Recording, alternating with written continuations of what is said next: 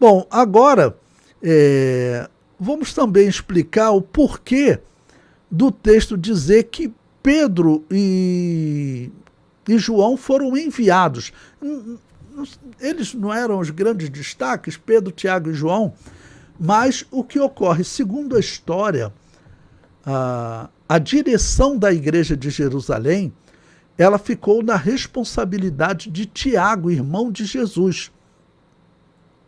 Eu vou ler para vocês aqui um texto que não está no livro de Eusébio de Cesareia, que ele descreve quem é que pastoreava a igreja de Jerusalém. Ele diz o seguinte: naquele tempo também Tiago, o chamado irmão do Senhor, porque também ele era chamado filho de José.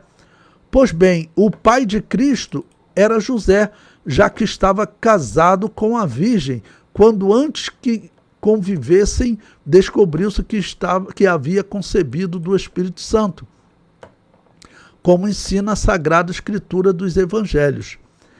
Este mesmo Tiago, pois, a quem os antigos puseram o sobrenome de justo, pelo superior mérito de sua virtude, refere-se que foi o primeiro a quem se confiou o trono episcopal da igreja de Jerusalém, ou seja, o primeiro a dirigir Jerusalém. Então, e o próprio Eusébio de Cesareia também cita um livro de Clemente, que ele diz, Clemente de Alexandria, que ele diz: por que dizem depois da ascensão do Salvador, Pedro, Tiago e João, mesmo tendo sido os preferidos do Salvador, não tomaram para si esta honra, mas elegeram como bispo de Jerusalém Tiago o Justo. E o mesmo autor, no livro 6 da mesma obra, diz ainda sobre ele o que segue: o Senhor, depois de sua ascensão, fez entrega do conhecimento a Tiago, o Justo, a João e a Pedro, e estes o transmitiram aos demais apóstolos, e os apóstolos aos 70, um dos quais era Barnabé.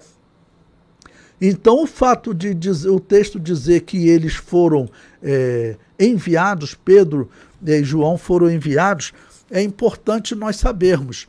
Eles não eram os dirigentes da igreja de Jerusalém. O dirigente dessa igreja ficou sendo Tiago, irmão do Senhor.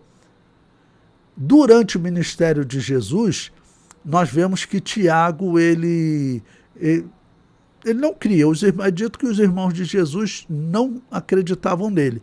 Mas depois da morte de Jesus, Jesus apareceu para o seu irmão Tiago também. E ele acabou por se converter. Certamente era um homem correto, tanto que era chamado de o Justo, né? Chamado de o Justo. E eles, foi até como um sinal de humildade, disse Eusébio, eles acabaram colocando ele como o líder da igreja de Jerusalém, o pastor da igreja de Jerusalém.